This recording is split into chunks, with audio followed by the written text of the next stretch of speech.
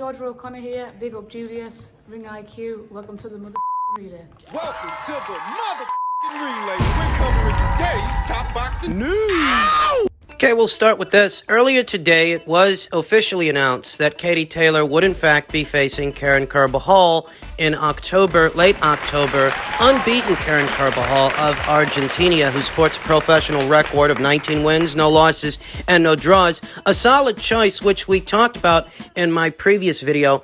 And, you know, Karen's some years younger than Katie Taylor. Their quality of competition, obviously, is not identical. The real trial for Katie Taylor here is that even though she is the more experienced fighter as an amateur and a professional, even though she is the more accomplished fighter of the two by far and wide, Katie is about 4 years... She is 4 years older than Karen, and she's been in wars. She's had some hard fights, some hard nights. The Jessica McCaskill fight, the two Pursoon fights, more recently the war she just had, the fight of the year candidate with Amanda Serrano. That's what she's coming right off of. And at 36 years old, the fear now is the trial, as they say. I mean, I don't get the sense that Karen Carabajal is a walk in the park. Granted that she hasn't been competing at the same level as Katie Taylor, and she's certainly no Amanda Serrano. She's solid. Solid enough that Katie Taylor, at least in my humble opinion, might have to work for the W, work for the victory, and Katie Taylor is a fighter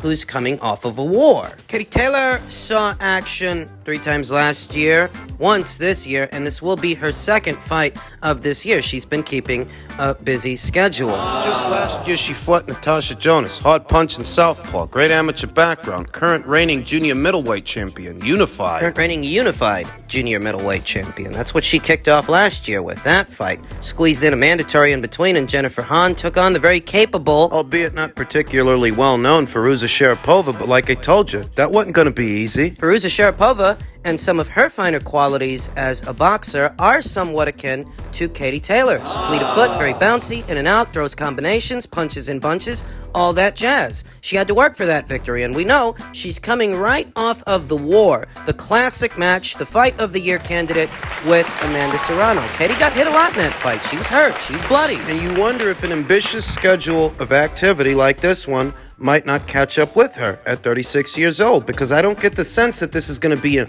walk in the park. She's fighting an unbeaten fighter, a fresh unbeaten fighter that saw action 2 times last year and at least once this year, fighting on the biggest stage she's ever fought on with nothing to lose except her Which ain't all that much to lose anyway, because there's no shame in losing it to someone like Katie Taylor. You know, there's been a lot of talk about this past weekend's fight and how Canelo Alvarez looked, that he was unable to stop Gennady Golovkin, a 40-year-old Gennady Golovkin, and a lot of people were favoring to stop him. I was favoring Canelo to stop him, and he didn't. That Canelo looked a bit flat, didn't really look explosive in there. And some are pointing to the very ambitious schedule he's been keeping, fighting as often as he's been fighting. Some feel that Canelo Alvarez needs a bit of time off, a bit of R&R, that he may be burned out. And could the same be true of Katie Taylor the next time we see her, it being that she is coming off of a war, a 10-round war? Sometimes fighters too ambitious, too brave for their own good. They take on too many challenges, too much, and it starts to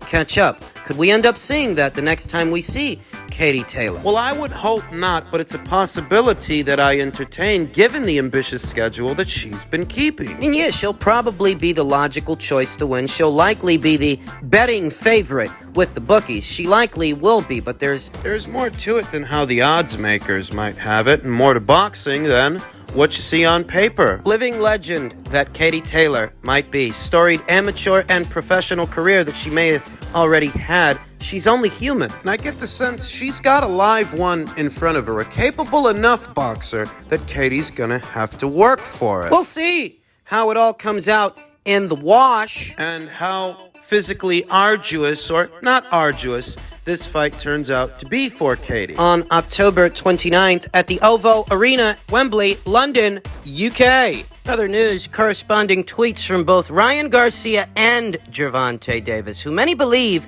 may end up locking horns before this year is out. Towards the end of it, Ryan Garcia tweeted, "War is coming," to which Javonte Davis quote tweeted, "What are those, smoke emojis?" This isn't the first that we've heard of this rumor that these two might actually agree to a deal and end up facing each other before this year is out. We talked about that my previous videos and how I'm not sure that Ryan Garcia is ready for this right here and right now because comparatively he is some years younger than Javonte Davis and he is the less experienced professional boxer. Javonte Davis has campaigned at least 3 weights comparatively. He is further along in his career than Ryan is in his. And Ryan, unlike Javonte, Ryan's not pushing 30. He's got the luxury of time. If he wanted to wait this thing out, he could. Ryan Garcia turned 24 years old this past August, and Javonte Davis will be 28 years old in November. Ryan Garcia does have the luxury of time. Time is on his side. If he wanted to take a little bit more time to develop as a fighter,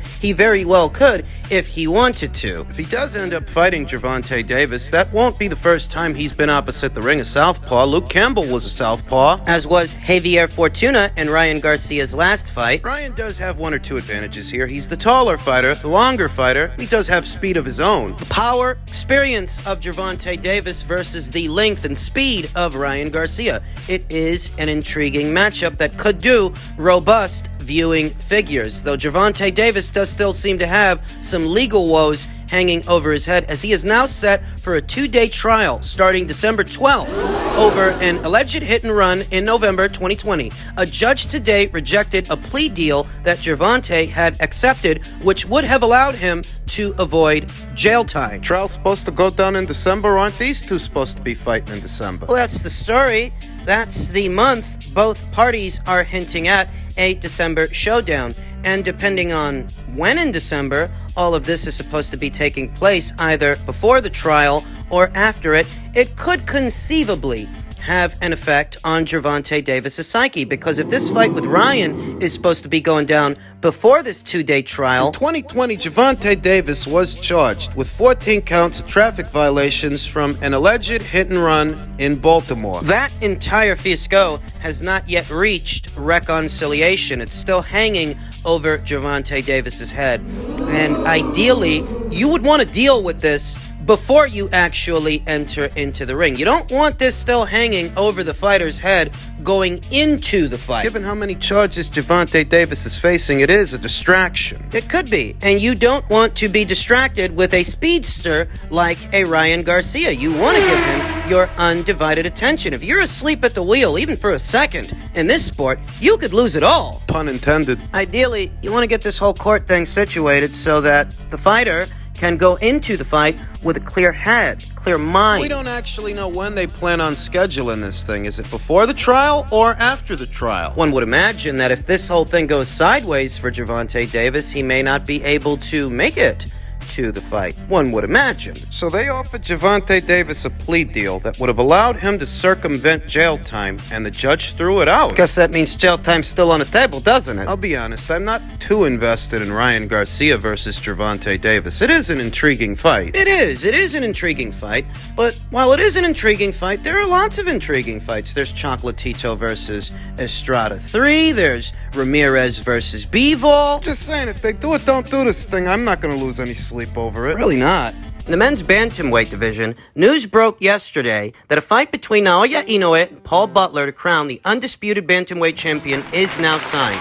Announcement is expected in the coming days. Date is December 13th in Japan, where it will stream on Amazon Prime. It will stream in the early AM on ESPN Plus in the U.S. Per Naoya Inoue's relationship with the people over here, Top Rank and ESPN. And listen, to a lot of people, Paul Butler, God bless him, the man doesn't stand a chance. He's going to go to the land of the rising sun, and he is going to get splattered. If you ask around, that's how most people feel. But I have to say, hats off to him for taking this fight on anyway, because it really is the biggest and best fight that he could be involved in the men's bantamweight division. You know, he could make the decision to haul tail and protect that belt. He could. Nurse it. He could. Wait for Naoya Inoue to move up in weight and leave the division. He could. Let those alphabet titles be distributed to other fighters who would then become champions that are perhaps more beatable than Naoya Inoue is. He could do that, but he's choosing not to. He's choosing to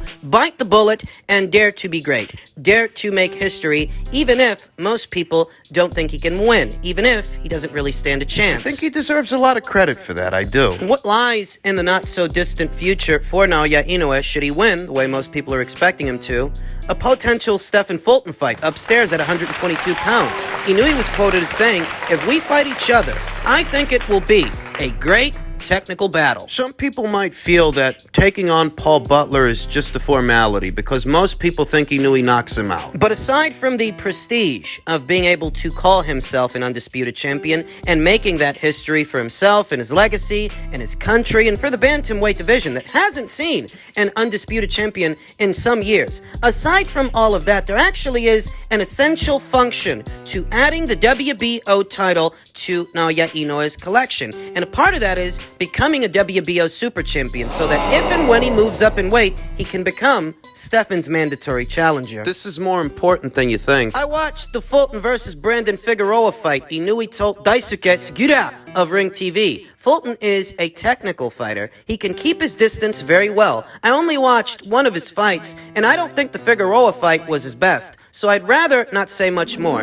If we fight each other, I think it will be a great technical battle. It won't be an easy fight. Fulton has long reach, and I think it's about how well I close the distance. Added Inui, I haven't sparred with any black fighters yet. This is also an unknown area for me. The black athletes tend to be physically strong. I'd love to fight them and feel their athleticism. My honest opinion, Inui versus Fulton doesn't happen. Doesn't happen. Inui admitted that he hasn't seen much of the other unified champion at 122 pounds, MJ Akhmadaliev. He stated, "I haven't watched much of Akhmadaliev yet, only a few highlights here and there," Inui said. "He has solid technique and is a strong fighter. I can see that he had a formidable amateur career supported by the Uzbekistan system." My honest opinion, Inui will end up fighting Akhmadaliev before he ends up fighting Stefan Fulton. He beats Paul Butler, gets his WBO title, gets crowned an official WBO super champion that can move up in weight and become the mandatory challenger for that division's WBO champion, Stefan Fulton. You know he's promoted by Bob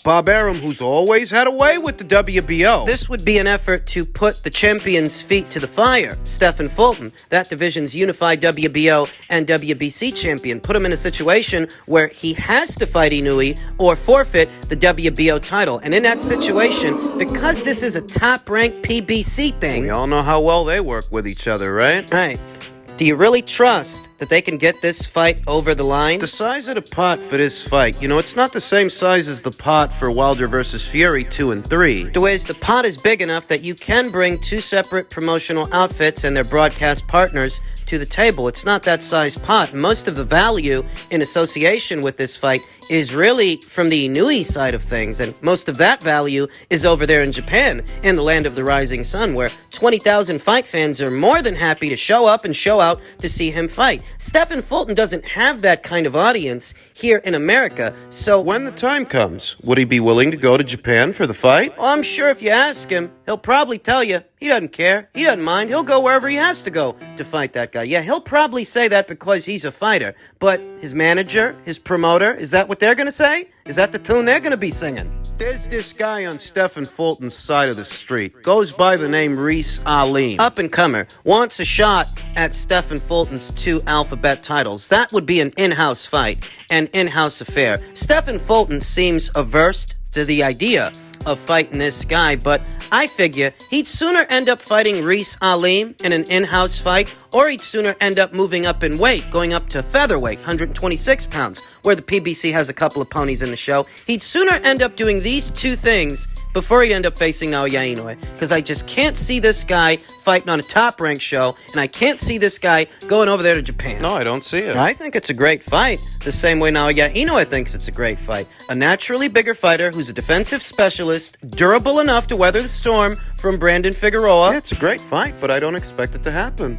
And finally, on the heels of his victory this past weekend over Gennady Golovkin, Canelo Alvarez was quoted as saying, "I started to get a bit fatigued. Haven't been able to work explosively in the gym." I think the guy's burned out. He might be. He's more active than all of his contemporaries. "I think towards the end of the fight that I obviously started to get a bit fatigued," said Alvarez, who retained his IBF, WBA, WBC, and WBO super middleweight titles, "and that's because we haven't been able to work explosively in the gym. But this fight, with the problems that we had, I'm really happy with the performance tonight. You're talking about a guy who's been a professional boxer since he was 15 years old. 62 professional contests, 62 professional bouts. All the bouts he's had in recent memory have been title fights against titleists, champions, Spanning 4 divisions, 4 weight classes. and in the last 2 years, he's been a more active boxer than, say, Jermall Charlo, Demetrius Andre, David Benavidez, who's been calling him out vehemently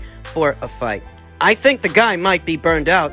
I think this guy needs some time off. Some people are going to sympathize with that, some people aren't. What I feel, he didn't throw his right hand. Maybe he thinks I'm going to counterpunch him, Alvarez said. Maybe that's why he only threw the left hand. I just did my job. It was very difficult to hit him, too, because he's like protecting everything, you know? It's very difficult, and this did seem like a more conservative, safety-first Gennady Golovkin that really didn't want to take any chances in the early goings of this thing. And I have to say, hindsight being 2020, the second fight was really the best of the trilogy. More so than the first, and more so than the third, which we just saw this past weekend. Gennady, he wasn't really trying, or maybe he just couldn't. Canelo looked a little bit flat. Despite of the moniker, Big Drama Show, people like to associate with Gennady Golovkin's fights, there was very little drama in this contest, and when it was over, Canelo won a lopsided victory over his longtime rival, and now he's headed for wrist surgery. No knockdowns and no knockout in what was less than a big drama show. Hurts everywhere, Alvarez said of his left wrist during his post-fight news conference.